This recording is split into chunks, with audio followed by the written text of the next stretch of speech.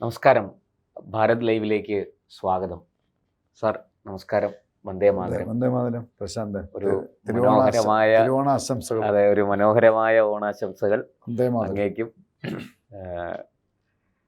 പക്ഷേ ഈ ഓണത്തിനിടയിലും നമ്മൾ മലയാളികളെല്ലാവരും ഓണം ആഘോഷിക്കുമ്പോൾ കുറച്ച് മലയാളികൾക്കെങ്കിലും ചില ആശങ്കകൾ ഉണ്ട്. കാരണം അവരുടെ പല അടുത്ത ബന്ധുക്കൾ, ഉറ്റ സുഹൃത്തുക്കൾ ഒക്കെ വിദേശ രാജ്യങ്ങളിൽ ജോലി ചെയ്യുന്നവരുണ്ട്.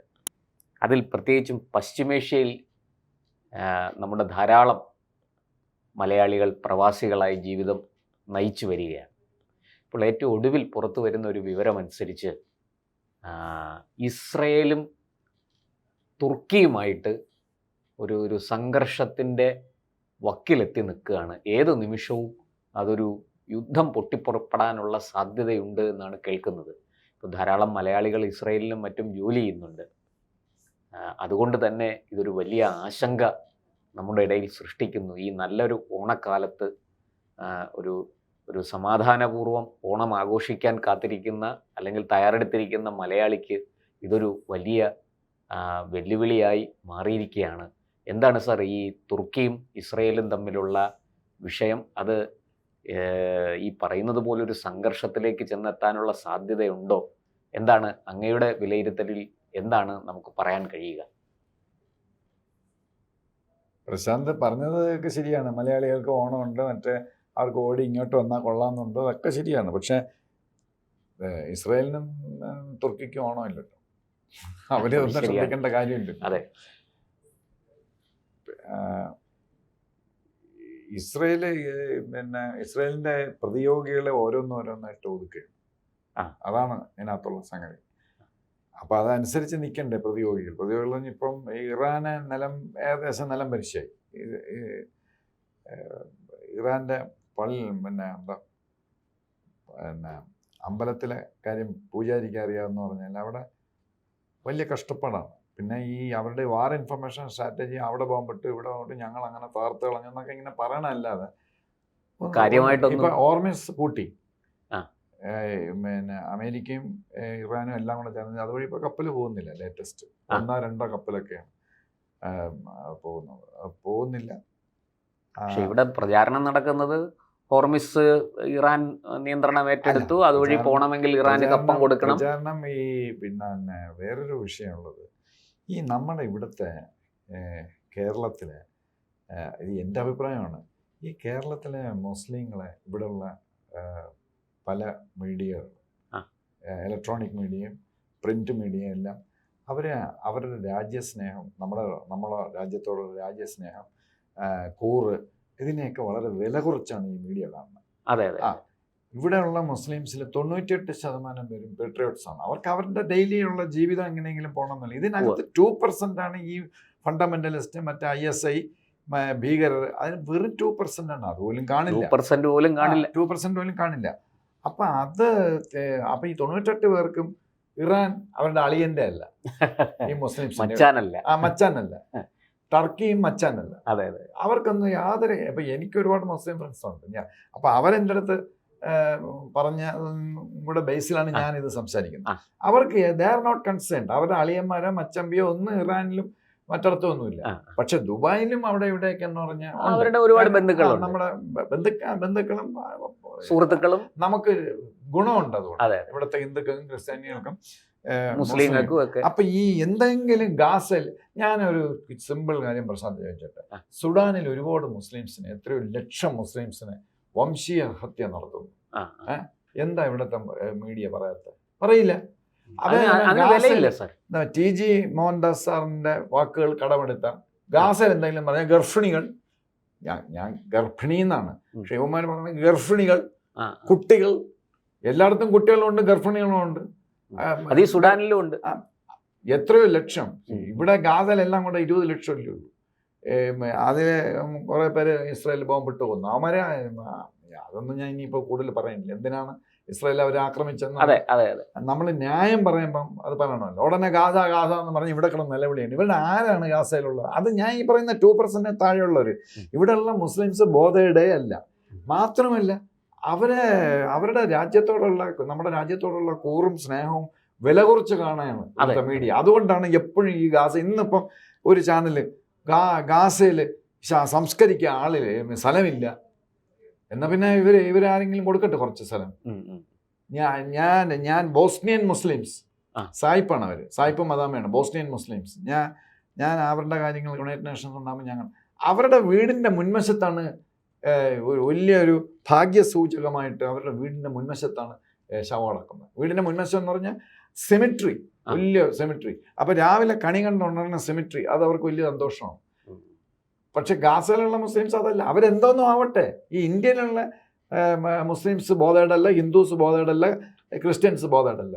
നമുക്ക് നമ്മുടെ രാജ്യത്തെ സഹായിക്കുന്ന ആരാ, ഏത് ചെകുത്താനായാലും നമ്മുടെ രാജ്യത്തോട് കൂറും സ്നേഹമുള്ള ജപ്പാൻ, ഇസ്രായേൽ, റഷ്യ, ഈ ഇതുപോലുള്ള ഓസ്ട്രേലിയ, ഇതുപോലുള്ള രാഷ്ട്രങ്ങളുമായിട്ടാണ് നമുക്ക് കൂറ് വേണ്ട. അല്ലാതെ ഗാസയിലെ മുസ്ലിംസും അല്ല ഇറാനിലെ മുസ്ലിംസും നമ്മൾ നിലവിളിക്കേണ്ട ഇവിടുത്തെ മീഡിയ. അത് തെറ്റാണ്. അവരത് തിരിച്ചറിയണം. അവർ നമ്മുടെ വർഗശത്രുക്കളാണ്. നമ്മുടെ ഈ ഭാരതത്തിൻ്റെ വർഗശത്രുക്കളാണ് ഗാസയിലുള്ള മുസ്ലിംസും ടർക്കിയിലുള്ള മുസ്ലിംസും.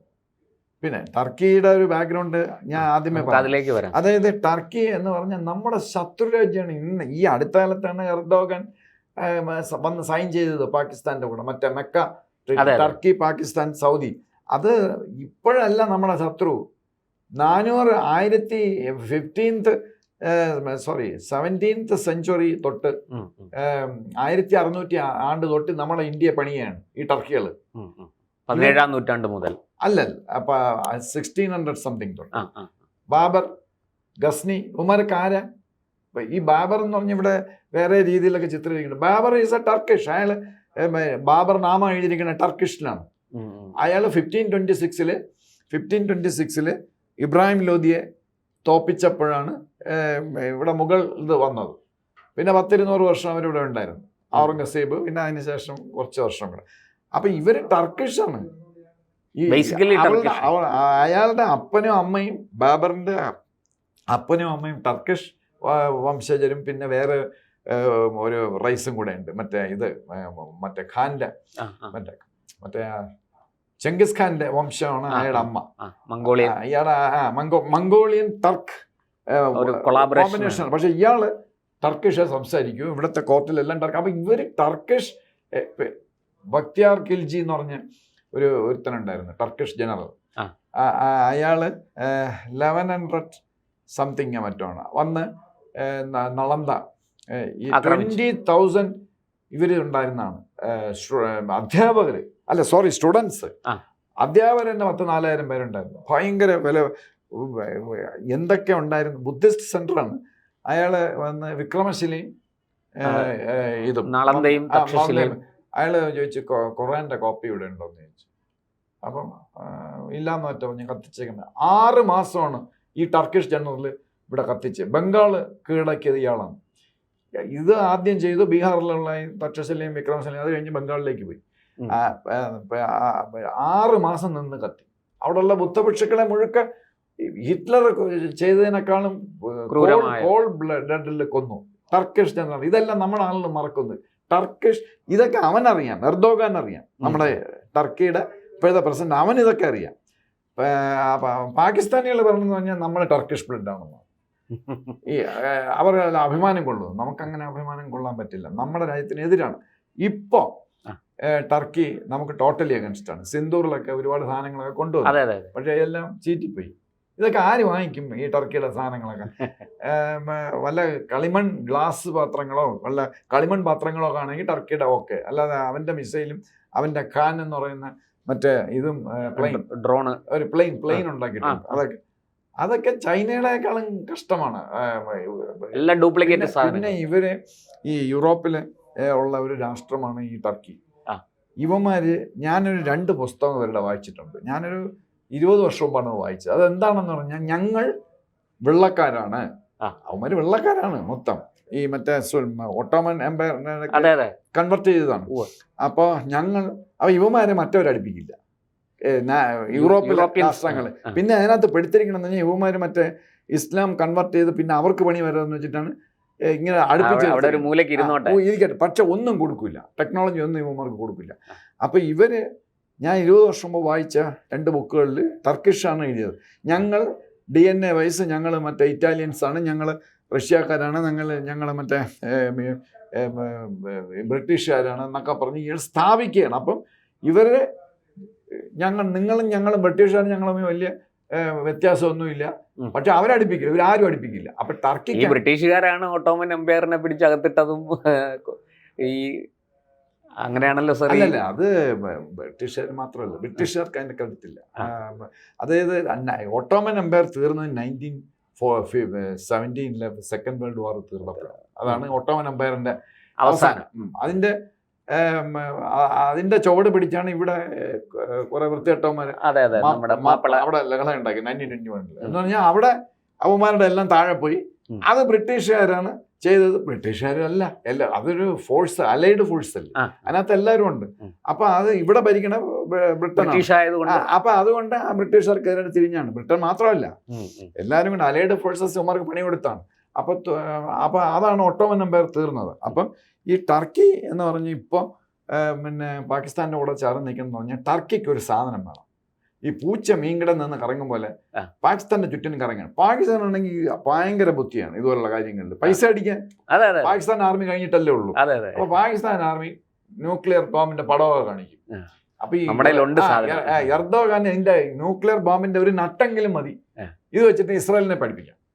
അതാണോ എർദോഗാന്റെ ഇത്? അപ്പൊ പാകിസ്ഥാൻ തരാം, നോക്കാം, ഇതാണ്, ഇത് സൂക്ഷിച്ച് കൈകാര്യം ചെയ്യണം, അത് തരാം, ഞങ്ങൾ വിലപിടിപ്പുള്ളതാണ്, തറയെ വീണാ പൊട്ടും, ഇങ്ങനെയൊക്കെ പറഞ്ഞ് ഈ എർദോഗാനെ പറ്റിക്കാനാണ് ഈ പാകിസ്ഥാൻ നിൽക്കുന്നത്. അപ്പോൾ അതിന് പകരം പാകിസ്ഥാന് എല്ലാ സഹായവും ഇപ്പൊ കഴിഞ്ഞ ആഴ്ചയിൽ 4 പ്ലെയിൻ വന്നു. മറ്റേ നമ്മുടെ സിന്ദൂറിൽ യുവമാരുടെ നൂർഖാൻ ബേസും പിന്നെ വേറൊരു ബേസും ഉണ്ട്, അതെല്ലാം കൊണ്ട് താർത്തല്ലോ. അപ്പൊ അതിനെ റീബിൽഡ് ചെയ്യാനായിട്ട് ടർക്കിയുടെ പ്ലെയിൻ 4 പ്ലെയിൻ വന്നെന്നാണ് പറഞ്ഞത്. മറ്റേ C-130 വലിയ ലോകത്തിലെ ഏറ്റവും വലിയ ട്രാൻസ്പോർട്ട് പ്ലെയിൻ വന്ന സാധനങ്ങൾ കൊണ്ടുവന്നു. ഈ സിന്ദൂറിന് മുമ്പ് ഇവന്മാര് ഒരു 2 ആഴ്ചക്ക് മുമ്പ്, യുദ്ധം തുടങ്ങുന്നതിന് മുമ്പ് ഇവന്മാര് സ്ഥിരം സപ്ലൈ. അവരെ ഡ്രോൺ കൊള്ളാൻ ഇത്തിരി, പക്ഷെ അത് ഇസ്രായേലിന്റെ അടുത്ത് ഇന്ത്യ അടുത്ത് പരിപാടി നടക്കില്ല. അത് വല്ല പാകിസ്ഥാനെതിരായിട്ടോ ഈജിപ്തിനെതിരായിട്ടോ ഒക്കെ ഉപയോഗിക്കാൻ കൊള്ളാം ഡ്രോൺ. പക്ഷെ നമ്മളെ ഇന്ത്യയും റഷ്യയുടെയും ഇസ്രായേലിനെതിരായിട്ടൊന്നും ചെയ്യാനില്ല.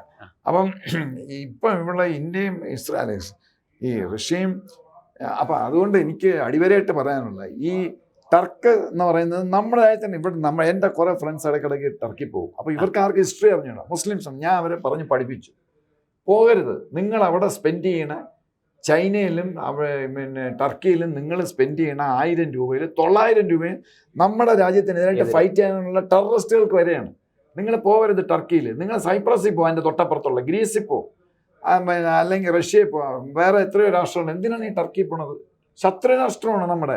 ഞാൻ പറഞ്ഞ 2 വർഷം മുമ്പാണ്. അപ്പം പിന്നെ ഇപ്പം എർദോഗാൻ പാകിസ്ഥാനെ കെട്ടിപ്പിടിച്ചതെന്ന് പറഞ്ഞാൽ ഈ സംഗതിയാണ്. മറ്റേ ന്യൂക്ലിയർ അതിൻ്റെ വല്ല നട്ടും എല്ലാം കിട്ടും, അംബ്രല്ല കിട്ടും, എന്നിട്ട് ഇസ്രായേലിനെ പേടിപ്പിക്കും. തവള ചേരെ പേടിപ്പിക്കണുണ്ടോ? അതേപോലെ ഇസ്രായേലിനെ പേടിപ്പിക്കണം. അപ്പൊ ഇസ്രായേൽ മര്യാദയ്ക്ക് ഇരിക്കുകയായിരുന്നു. അപ്പം ഇവന്മാർക്ക് മര്യാദയ്ക്ക് ഇരുന്നൂടെ ഈ എർദോഗാൻ?